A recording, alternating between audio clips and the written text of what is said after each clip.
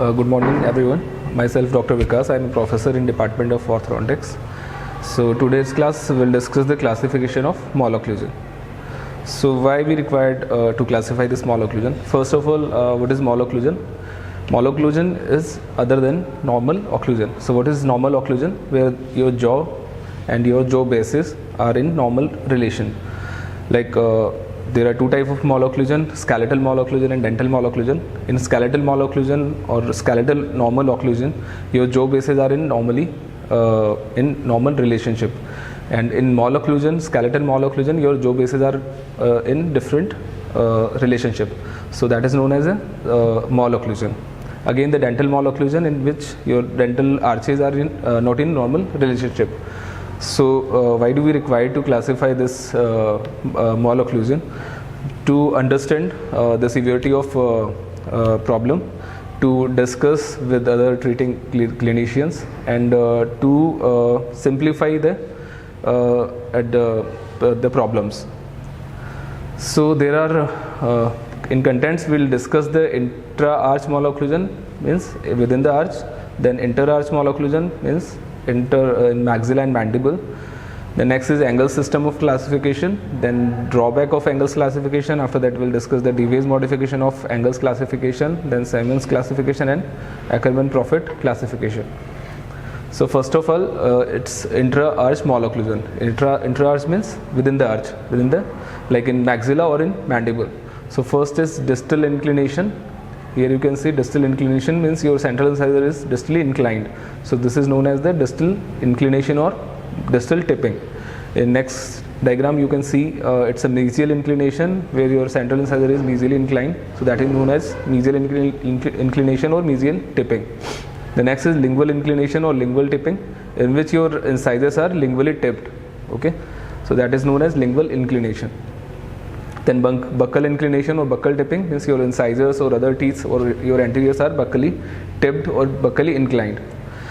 The next is in intra-arch malocclusion, mesial displacement. Here you can see in this diagram your incisor is mesially displaced towards the incisors. So that is known as mesial displacement. Next is distal displacement, where your incisor or your anteriors are distally displaced. So that is known as distal displacement. Then infraversion means infraocclusion, or your incisor is infraoccluded, and supraversion means your incisors or your teeth are supraoccluded. So that is known as infraversion and supraocclusion. Here you can see your incisors are infraocclusion, and in this the teeth are extruded. So that is known as supraocclusion. Now next is inter-arch relationship, inter-arch malocclusion. So we can classify this inter-arch malocclusion in two parts: skeletal malocclusion and dental malocclusion. In this diagram you can see these this part is denoted as maxilla and this is mandible, and these two yellow parts are maxillary dentition and mandibular dentition. So we can classify this malocclusion in sagittal plane, means anterior posterior relationship of the maxilla and mandible and with their dentition. So here you can see maxilla and mandible both are in normal relation with the base with the cranium. So this is cranium and the maxilla and mandible, and even the dentition is in normal relationship. So that is known as class 1 occlusion. In next diagram you can see maxilla is prognathic in relation to the cranium, and your mandible is also prognathic in relation to the cranium. So that is known as class 1, and even your dental bases are also proclined. So this is known as class 1 bimax malocclusion. In next slide, your maxilla and mandible are retruded or retropositioned in relation to the maxilla, but your dentition is proclined. Your dental relation is not normal. So that is known as proclination of your incisors. So this is class 1. What is class 2 skeletal relationship? Where your maxilla is prognathic in relation to cranium and your mandible is in normal relationship. So there are three types of this class 2 malocclusion, in which first is your maxilla is prognathic, maxillary dentition is protruded, but your mandible and mandibular dentition are in normal relationship. So this is the type, this is class 2. with the prognathic maxilla and maxillary dentition. In second, you can see maxilla and maxillary dentition are in normal relation, but your mandible is retrognathic and your mandibular dentition is retruded. So that is known as class 2 skeletal class 2 malocclusion due to retrognathic mandible and retrognathic dentition, and or the combination of both, where your maxilla is prognathic and your mandible is retrognathic. So this is classified as class 2 malocclusion due to prognathic maxilla and retrognathic mandible.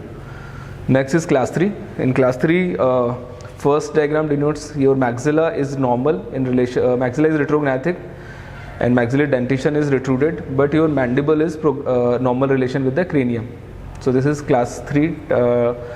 In next, you can see your mandible is prognathic and mandibular dentition is protruded. So here your maxilla is normal. So that is the other form of class 3, and combination of both means your maxilla is retrognathic and your mandible is prognathic, and your that is class 3 malocclusion.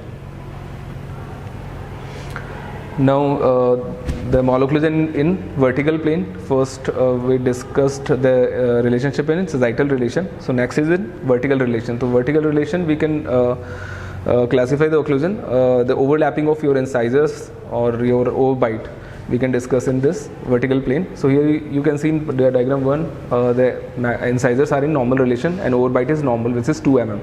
But in second diagram, your denotes the deep bite. Okay, in deep bite, your 100% overlapping of your incisors, and third diagram is open bite. So we can describe or define this open bite, overbites in vertical planes. Next is transverse plane. So in transverse plane, we can see crossbite or individual tooth crossbite or skeletal crossbite. So in diagram A, the relation of maxilla with the mandibular dentition is normal. So this is a normal bite. In this diagram, you can see single tooth crossbite is there. If your maxilla is constricted and mandible dentition is expanded, so this is known as the crossbite. And in diagram D, you can see your maxilla is expanded and your maxillary arch is constricted. So this is also known as a Caesar bite. And if your all molars are in crossbite in relation to the maxilla, so that is also known as a Brody's bite. Now Engel's system of classification. Edward Engel, he introduced the system in year of 1899. And it was the first classification which is broadly accepted by the orthodontists and orthodontic society. So first is Engel's class 1 malocclusion, in which a normal interarch molar relation is known as Engel's class 1. So in this, the mesiobuccal cusp of upper first molar should occlude in the buccal groove of mandibular first permanent molar. So that is known as Engel's class 1. So we can see with this normal relation, maxillary interdental relation, molar relation, we may see some discrepancies, either crossbite or either crowding or open bite or deep bite or rotations. So we can classify these kind of malocclusion as Engel's class 1 malocclusion. So in Engel's, the upper first molar is the key of occlusion. So in this diagram, you can see molar relation is class 1, but spacing is there and teeth are proclined. And next you can see crowding is there, but molar relation is class 1. And here you can see the overbite is a deep bite is there and proclined teeth. Next is Engel's class 2, in which your distobuccal cusp of upper first molar should occlude in mesial groove of lower molar. So there are two type of class 2 div 1 and class 2 division 2. So in class 2 division 1, a deep incisor overbite is there. Then it may be because of abnormal muscle activity. The upper lips are usually hypotonic, and the lower lip, we can see the lip trap in class 2 division 1, in which your upper teeth are proclined, and it may be because of skeletal relationship of your maxilla. Maybe maxilla is prognathic, because of that your upper incisors are proclined, or it may be because of retrognathic mandible. So it's Engel's class 2 malocclusion. The etiology of this, the lower tongue is bit lower, so because of that buccinator muscles acts, and due to that V-shaped arch will be there. So next is class 2 division 2 mole occlusion. In class 2 division 2 mole occlusion, we can see the lingually tipped incisors. So in class 2 division 2, the lingually inclined incisors. Here you can see in this diagram the incisors are lingually tipped. So this is known as class 2 division 2 mole occlusion, and the arch shape is U-shaped arch. We can generally see in the U-shaped arch in this type of mole occlusion. So in class 2 there are class 2 subdivision, in which your maxilla, one side it is class 2 mole occlusion, one side molar relation is class 2 and one side it is class 1. So in this diagram you can see in one side there is class 1 mole occlusion, class 1 molar relation, and in left side it is class 2. So this is known as class 2 subdivision mole occlusion. Next is class 3, Engel's class 3 mole occlusion, in which your mesiobuccal cusp of upper first molar should occlude it in between the interdental space between the first and second permanent molar of mandible. So it also classified true class 3 and pseudo class 3. In true class 3, the lower incisors tends to lingually inclined, and the normal overjet and S2H incisor relation we can see in true class 3, and narrow upper arches. And so this is a diagram of true class 3, where your maxilla is constricted, your incisors are lingually tipped, and cross bite or S2S bite we can see in class 3 mole occlusion. It is true class 3. In pseudo class 3, patient tends to bite forwardly. So in these cases, patient bite in postural or habitual class 3 mole occlusion. So this is known as pseudo class 3. It may be due to presence of some occlusal immaturities or early loss of your molars, deciduous molars, or maybe because of enlarged adenoids. In class 3 subdivision, one side class 1 molar relation, one side class 3 molar relation is known as class 3 subdivision. So there are some drawback of Engel's classification.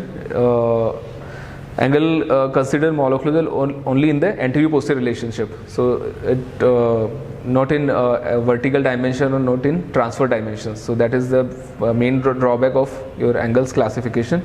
The next is the first permanent molar is the fixed key of occlusion in Engel's classification. So if your first molar is missing, this classification is not applicable. Then in deciduous dentition we cannot apply this classification. So and it not describe this whether it is due to skeletal mole occlusion or whether it is because of dental mole occlusion. And individual tooth malposition we cannot classify with the help of this Engel's classification. So these are few drawbacks of Engel's classification, and to rectify this, Dewey's modification of Engel's classification comes up. So there are three types of modification given by Dewey for Engel's classification. So there are type 1, type 2, type 3, type 4 and type 5. In type 1 there is crowding. We can see along with molar relation, class 1 molar relation, we can see crowding. In type 2 both maxillary and mandibular dentation are proclined. So in type 2 teeth are proclined or protruded. In type 3 we can see anterior crossbite. In type 4 posterior crossbite, and in type 5 mesial drifting or mesially tipped molar we can see in type 5. So these are the modification of Dewey's. Dewey's also give class 3 modification, in which the upper and lower dental arches when we view separately are seems normal, but when they bite, patient may bite in S2S or in cross bite. So that is known as type 1. In type 2 the mandibular incisors are crowded and in relation to the maxillary dentition. In type 3 the maxillary incisors are crowded and mandibular incisors are normal. So these are the three modifications given by Dewey's to Engel's classification. The next is Simon's system of classification, and he used three planes. First is Frankfurt horizontal plane, next is orbital plane, and third is mid-sagittal plane. So in Frankfurt horizontal plane, this is Frankfurt horizontal plane which connects the external auditory meatus from here to infraorbital margin. So this is the Frankfurt horizontal plane. So in this we can see vertical mole occlusion, like attraction and abstraction. In attraction means we can see the deep bite, okay, both the jaw are in bite is lower, and in abstraction we can see the open bite. So in open bite malocclusion we define as abstraction, and attraction is deep bite. Next is orbital plane. The plane is perpendicular to the Frankfurt horizontal plane. So this is the plane. In this diagram, in this plane we can see anterior posterior relationship of your jaw bases. So it is also known as Simmons law of canine.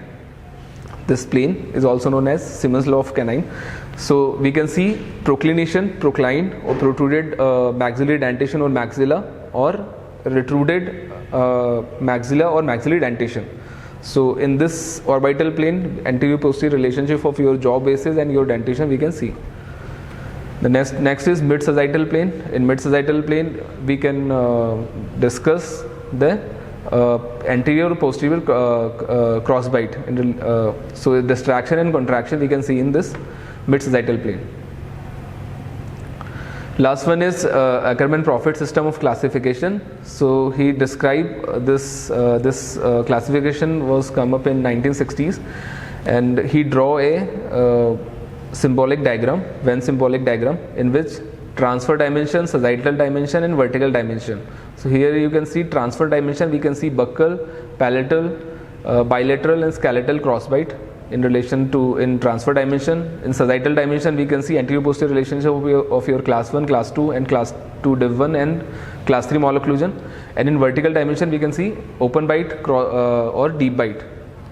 And also in this by the help of this Ackermann classification we can judge the patient profile, convex, concave or anterior divergent or posterior divergence, and inter-arch relationship of your dentation, like crowding, spacing or rotations. Thank you.